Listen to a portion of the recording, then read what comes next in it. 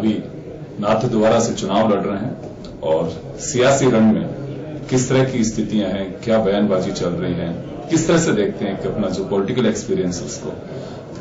CP साहब, एक मेरा सवाल है, मैं अलग हटके जानना चाह रहा हूं, एक लंबा एक्सपीरियंस आपका राजनीति का है, वर्तमान जिस तरह की स्थितियां चल रही हैं राजनीति में, इसको किस तरह से देखते हैं?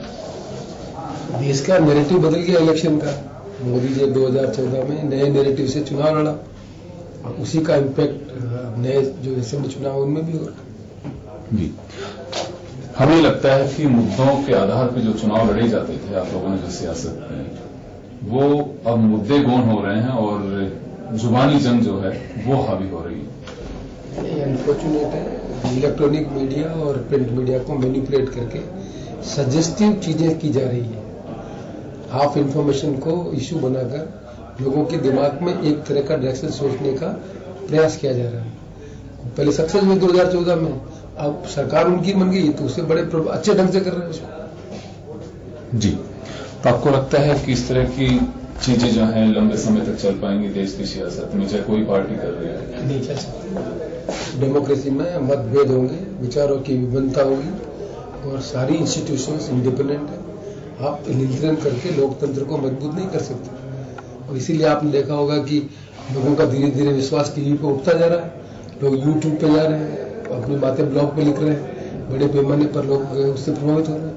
जी, आप सोशल मीडिया की बात कर रहे हैं, लेकिन सोशल मीडिया में भी बहुत सारी चीजें, फेक कंटेंट्स काफी आ रहे हैं। फेक कंटेंट आना एक अलग इश्यू है। सरकार द्वारा डिलिबरेट अटेम्प्ट करके किया जाना, दो चीजों में अंतर है। फेक न्यूज के लिए एड्रेस कर रहे हैं फेसबुक वाले जो कंपनी है, पर सरकार खुद हाफ ट्रूथ को इश्यू बनाए, ऐसा तो नहीं होता कभी। जी, आप कह रहे हैं कि झूठ और फरेब इनका सहारा लिया जा रहा है राजनीति में, लेकिन देश की दिशा बदलने के लिए राजनीति में अच्छे लोग आने चाहिए, फिर ये संभव कैसे होगा? सरकारी संसदीय लोकतंत्र का मतलब क्या है? पार्टी विचार, वैचारिक आधार पर लोगों से प्रभावित करना और वोट लेना। आपने तो गौण कर दिया। आप तो हाफ ट्रूथ को इश्यू बनाकर लोगों को मैनिपुलेट करना चाहते हो, ओपिनियन को। डेमोक्रेसी में लोग आपके मुद्दों पर चर्चा ही नहीं करें जिन मुद्दों पर आप शासन में आए। ये जो प्रयास सरकारी तंत्र द्वारा हो रहा है वो लोकतंत्र को कमजोर करेगा। आपका भी एक इश्यू चला जाति को लेकर के और इलेक्शन कमीशन से आपको क्लीन चिट भी मिली, क्या उसके बाद में भी आपके विरोधियों के लिए मुद्दा है? मुझे मालूम नहीं। मेरे लिए पहले मुद्दा था, आज मुद्दा है। जो मैंने कहा इस इलेक्शन कमीशन ने क्लियर कर दिया। तो यही तो मैं कह रहा हूँ आपको, हाफ ट्रूथ को 30 सेकंड किसी इश्यू को लेकर आप पब्लिक में मैसेज देना चाहते हैं, तो इससे लगता है कि आपका मोटिव अलग तरह का। क्या इलेक्शन कमीशन के निर्णय आने के पहले इश्यू बनाया जाना था, या पूरे स्पीच को कंटेक्स्ट को देख के बात की जानी चाहिए थी? किसी भी कॉन्टेक्स्ट में किसी भी स्टेटमेंट को आप पार्टली देखेंगे, 30 सेकंड किसी पॉलिटिकल स्पीच का 30 सेकंड क्या मायने होता?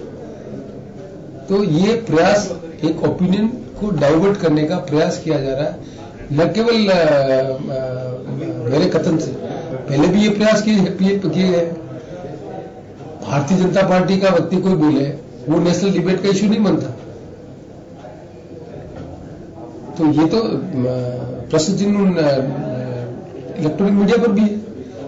क्या उनकी ड्यूटी नहीं बनती थी कि इम्पार से चीजों को जांच करके फिर डिबेट का इश्यू बनाते? ये किसकी जिम्मेदारी है? तो ये क्लियर कर इंडिकेशन है कि प्रेस भी इंडिपेंडेंट नहीं है, या टीवी भी इंडिपेंडेंट नहीं है। आप रिस्पॉन्सिबल जर्नलिस्ट हैं, आप रिस्पॉन्सिबल चीजों को कन्वे करना चाहते हैं, तो उनकी ड्यूटी बनती थी पहले पूरे ट्रुथ को पता लगाते, तो निश्चित तौर पर उसमें गलत बात है तो उसको डिबेट की जानी चाहिए। बात हम राष्ट्र दोबारा की करें तो किस तरह से देख रहे हैं चुनाव में लोगों में उत्साह है, उमंग है। 10 साल बाद में एमएलए का चुनाव हुआ। 10 साल पहले जो मैंने वर्क करवाया और मैं भारत सरकार में जब मंत्री था, जिसके कारण आज आपको नजर आता 4 लेन उदयपुर टू नाथद्वारा, जिसकी स्टेट 35 मिनट्स हो गए। मैं बराबर लोगों के बीच में आता जाता रहा, मंत्री था तब भी और नहीं भी थी। तो नौजवान पीढ़ी के लोगों में ज्यादा उत्साह है और इसीलिए अच्छा रिस्पॉन्स मिल रहा है। एक चर्चा ये भी फैलाई जा रही है कि आपकी और देवकी नंदन जी काका के बीच डिफरेंसेज हैं, जिसकी वजह से भीतरी घात का खतरा है आपको। मैं कभी नहीं, don't be part of miss information campaign.